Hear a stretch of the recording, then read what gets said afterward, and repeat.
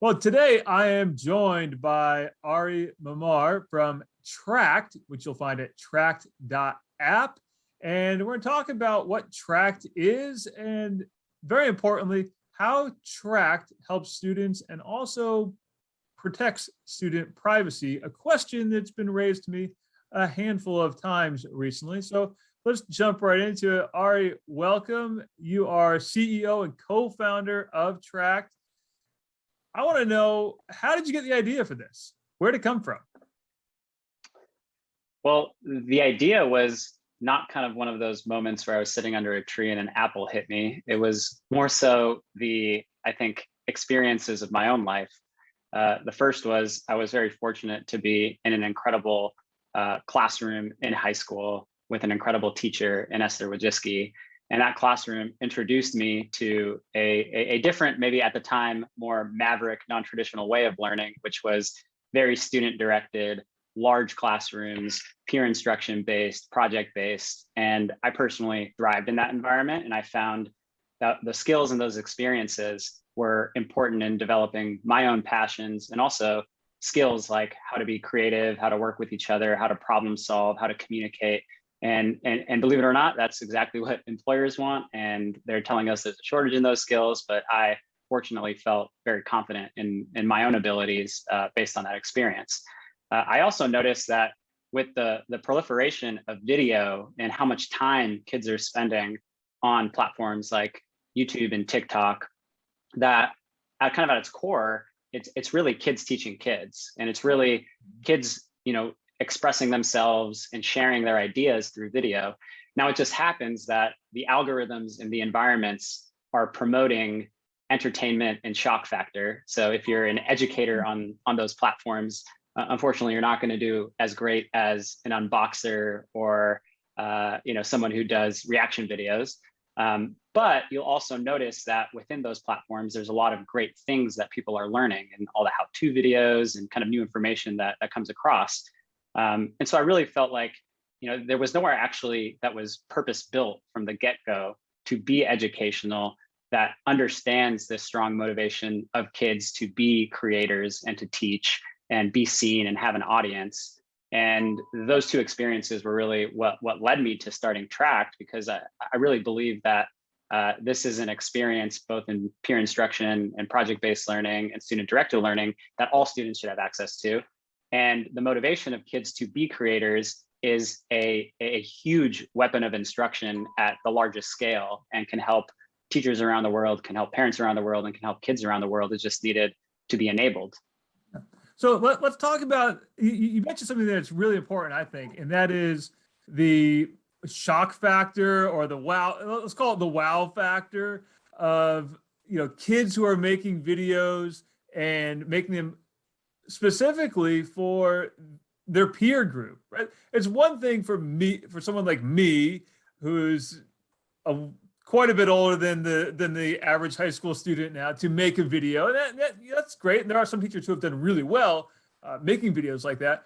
But it's another thing when it's a peer-to-peer element, where that peer kind of understands what their classmate or worldwide classmate is looking for, and what's going to make them open up a video and actually watch a video, right? Like if you see me at the cover of a video, it's a little different experience than if you see your classmate at the cover of a video, I think. And that's a really important piece. And one of the things about Tract that I've found really interesting is the style in which kids are making videos for each other. It really is, they're making that video in a style just like they would for something that's not academic or something that's not instructional. Like you said, that reaction video or that unboxing video, they can make an instructional video that's got that same kind of style. And I think that's really, really important. Can we talk about briefly, you mentioned Esther very briefly there. What's her role been in this? I know she's published a curriculum guide that goes along with Tract. Can you talk a little bit about that? Yeah, I mean, I think it goes without saying that if you want to create something that's educationally valuable, you need an educator. So Esther is the educator within the team. Not only is she exceptional in terms of her understanding of what has worked and what hasn't worked, both in the classroom and in terms of technologies used in the classroom, but she also has a really good instinct in terms of what works with kids, what works with teachers, the constraints and challenges that are imposed by the state, how curriculum planning happens. And so what she really does that I think is incredibly important is helps us define the right structure, the right conventions, the right approach to moderation, the right kind of connections in terms of understanding who to get feedback from, understanding how to design the product, how to design the content review process, the moderation processes, and ultimately really just make sure that everything we're doing is keeping things as cool as possible, but also maintaining a educational route that never is compromised as we try to keep things as cool as possible. I think that might be a nice little marketing slogan there. Cool as possible while also educational as possible, or something along those lines. But speaking of the educational value and teachers, one of the questions that I've gotten from some teachers who have read about Tract, either on my website or on social media, is the student privacy factor, right? Like, we want students to participate in creating content for each other, but whenever we're doing it in the context of a classroom or a school assignment, we want to also be mindful of the privacy factor there. So can you talk a little bit about how Tract is handling the privacy aspect of this? Yeah, absolutely. So, from the get-go, in terms of designing the product and designing our operating practices and our legal structure, we work very closely with privacy experts, and we've made sure that from the get-go, we're understanding of all the relevant laws like COPA or FERPA. And I think the important thing to understand on the privacy side is it's incredibly important. You can't mess it up, but at the same time, kids need an audience for their work, right? So it's kind of self-defeating if you're so conservative in their ability to share work that they never can post their work, they can never get feedback, and their potential community is small. So then they go into other platforms they're not supposed to be at, that are not designed in a way that is privacy aware, that have ulterior business models like ads-based businesses that are intended for 13 and over, but they end up there because they want to share their work and they want to share their ideas. So in our context, I think the most important things we've done from a design standpoint are, one, authenticated adult account holders. This is the single most important thing.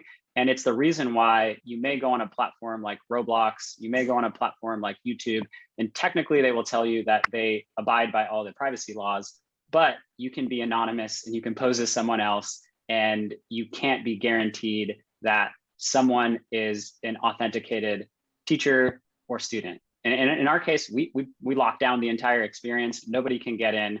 We verify all adult account holders, and we make sure those adult account holders are setting up, valid student accounts. So that's really the first and most important step. The second step is, more granular privacy controls for students and for teachers. So that means if you are the type of person who doesn't want to share any sort of information, don't want to show yourself on video, don't even want to have an audience, and just want to be seen by your teacher, and that's it, that's totally fine. You can do that on Tract. Now, the experience is not going to be as rich because you're not going to be able to get feedback from an incredible student creator and teacher who's shared the lesson and actually wants to comment on your project and give you, positive encouragement and personalized feedback. But that's okay. Like if that's how you want to experience the product, that's totally okay. And then the third, which is more from a safety standpoint, is really around the moderation practices. So we do have technology-based moderation, which works and catches the obvious stuff like bad word lists or inappropriate imagery. But we all know that kids can get past these things, right? So if people want to act out, they can. Yeah. And in our case, the human moderation becomes really important because we review all student work as it's being posted. We accept it, we reject it. Sometimes we have to do temporary account bans or remove people's access to post content freely. But we really start from a place of trust, and we start from a place of saying, like, these are the rules, follow them for the benefit of the community. And generally speaking, everybody follows the rules. And because we've seeded the community with incredible teen role models as these creators, these are highly trusted members of the community. They don't act out. Yes, we still review their work, but they're kind of the tone setters of the culture of the community. And so you don't see the same types of people that are maybe invoking these, TikTok challenges and trends to cause vandalism on Tract. So as a result, you don't see that corresponding behavior, because the leaders and the people that the students look up to most are, to the extent possible, the model citizens. Yeah. I actually just wrote down in my notebook here, they're almost like the student council or leaders in the group. Exactly. Even though they're not voted on by the student body, it's that same idea of student council, student leaders. And I think there's a lot to say for, just that expectation, right? And having that group of students who are, really, like you said, the models and setting that expectation for the rest of the group. And, it's kind of like that, I used to say in my classroom, like, you don't ruin it for everybody else, right? Like there's something good going, don't ruin it for everybody else. So to wrap up here, I just want to talk quickly about, how does a teacher get started? Like, what's a good entry point? You before we started talking, you mentioned this triangle of, there's things that kids want to do, there's things that teachers want to do, and the entry point is somewhere where those two meet. So what are you seeing as kind of like the popular entry points there for teachers to get involved, or have their students get involved using Tract? Yeah, so I think there's 3 primary entry points, and teachers are best, I think, set up to answer that question on an individual level, but I'll give you the 3 main examples. The first would be project-based learning tied to any sort of lesson planning, curriculum, or unit goal. And what's really nice about what Tract can do is, let's say you're a social studies teacher, or you're an ELA teacher, and you've got some sort of topic you want to cover, and you want an engaging lesson that's project-based and fun for your kids. Now, you can create it yourself. You can do that work to try to bring it in, and it may or may not work, and it'll take you a lot more time. Or you could take advantage of the incredible community of student creators on Tract, as well as maybe even your own students, to produce that lesson for you that still meets the curriculum goals and intentions of what you want to teach, but is introduced in a way that is engaging, is in first-person narrative, is using video graphics, and is using the same tactics that capture kids' attention on platforms like TikTok and YouTube. And if it doesn't even exist on the platform, you can let us know, and it'll be there in a week, because we have so many student creators that are just, salivating for these opportunities to create lessons for teachers. So that's the first. The second would be in a Genius Hour, or passion-based learning or enrichment capacity. So I hear all the time, like, the teachers at my school are incredible at interventions. They're so good when, like, someone falls behind reading level, because they've practiced that, and that's what we really emphasize.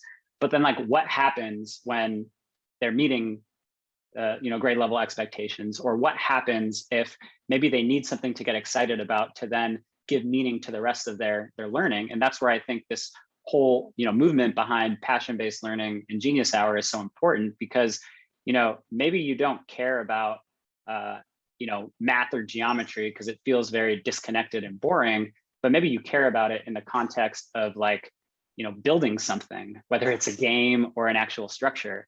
So I think those types of activities are naturally going to be diverse in terms of interests.